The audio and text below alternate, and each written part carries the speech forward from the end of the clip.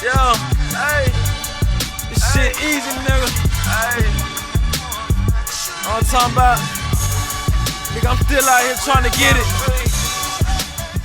Contender Regime Boxing, checking back in with y'all, man. What's good? So as we know, Terrence Bud Crawford and his team are planning to push for the rematch with Errol the True Spence Jr. to happen at 147. His team, they're alluding to, the winner having the authority to choose what weight the rematch was going to be at.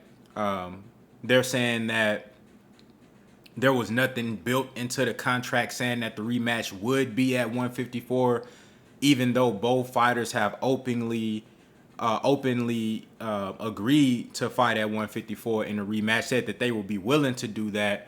Both guys, said that, they will feel more comfortable at 154 because the weight cut at 147 wasn't easy for either guy to make. I told y'all that before the fight, that it was going to be hard for Errol Spence and it wasn't going to be very easy for Terence Crawford because he's grown into that weight class.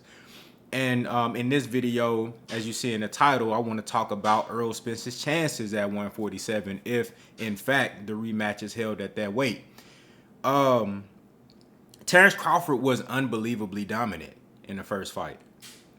And a lot of people, including myself, felt like Errol Spence looked a bit lethargic.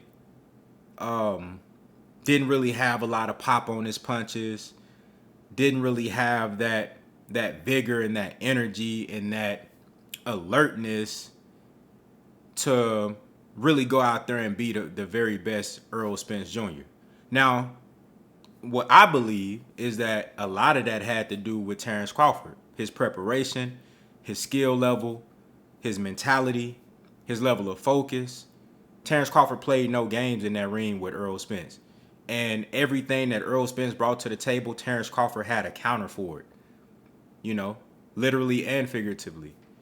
The preparation for Terence Crawford's team, Bomac, it was phenomenal. They were literally ready for everything that Errol Spence brought to the table. And that was just one of those fights where you had to be on top of your game in every aspect.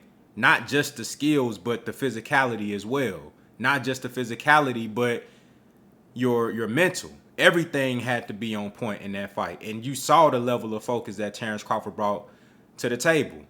He was clicking on all cylinders. He was clicking so much to the point where he didn't even have to go to a second or third gear in that fight.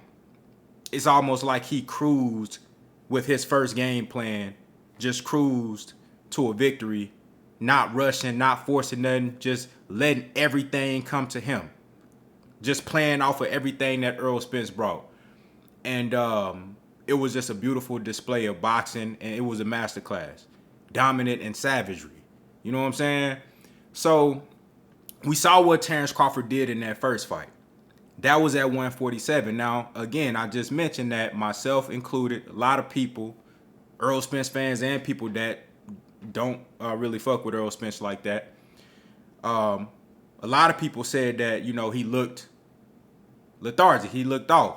Maybe he'll give a better account of himself at 154. He's been at 147 too long.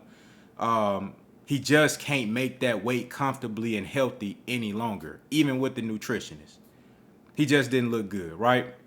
Now, with that being said, you would think that the only chance that Errol Spence has against Terence Crawford is at a higher weight, which would be 154. Some people even hinted at 160. You know what I'm saying? But we know that Terence Crawford wants to be undisputed in a third weight class.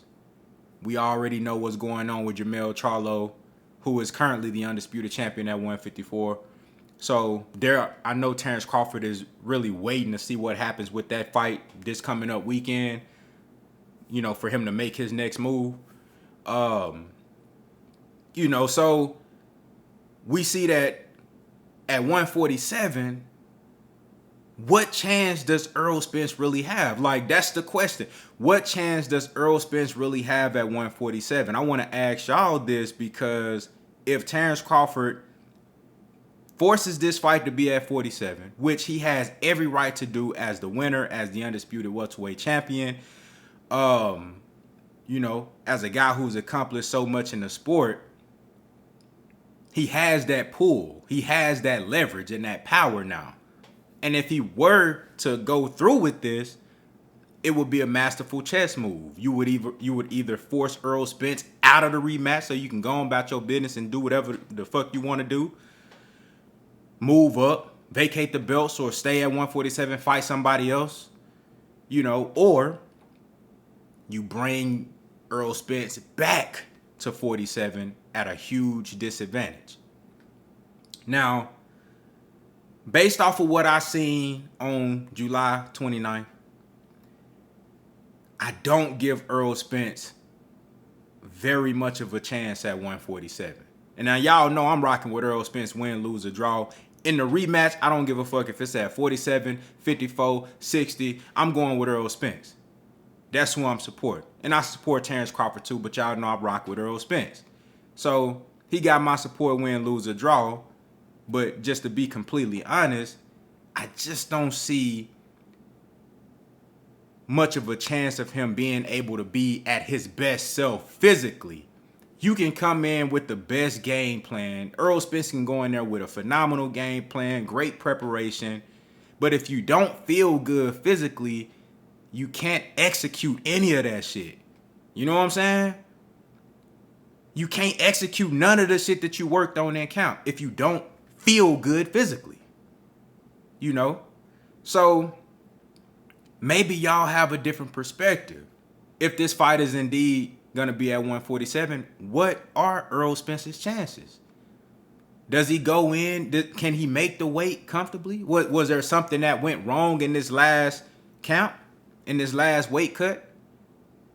You know, is there a possibility that he can make 147 in an unhealthy fashion, but come out with a great game plan and be able to pull off the victory? Is that possible? Does he box Terence Crawford in the rematch? Instead of going at him full head of steam, does he fight him mid to long range?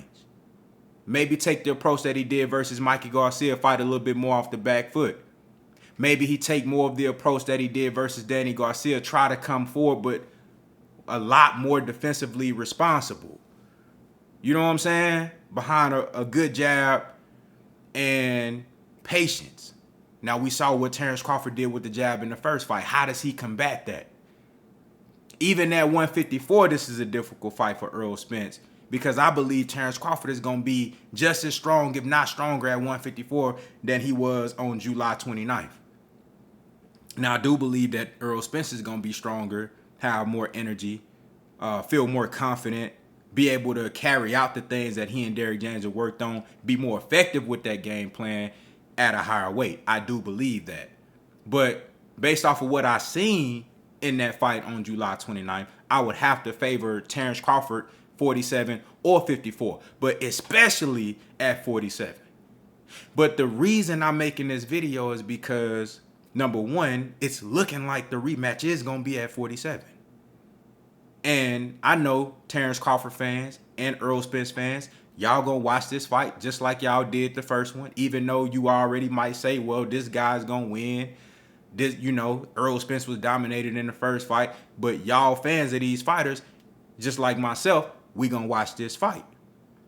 So if we gonna go in there and we gonna watch this fight, are you expecting a different outcome? Do you see Errol Spence having a chance to do anything different at 147 versus Terence Crawford, who I have rated right now the number one pound-for-pound fighter in the sport? I think if Jermell Charlo defeats Canelo Alvarez in dominant fashion, he might have something to say about that. But right now, Terence Crawford is the number one pound-for-pound fighter in the sport. Can Errol Spence go back to an unhealthy weight in a rematch and do anything different than he did in that first fight to be able to defeat Terence Crawford? Was it the weight in the first fight? Was it just a bad game plan? Maybe he switches up the game plan and he's able to get a victory. I want to know from y'all's perspective, what are Errol Spence's chances in a rematch at 147? What can he do different, man? Y'all let me know what y'all think down in the comments, man. Contender regime boxing. I'll holler at y'all boys, man.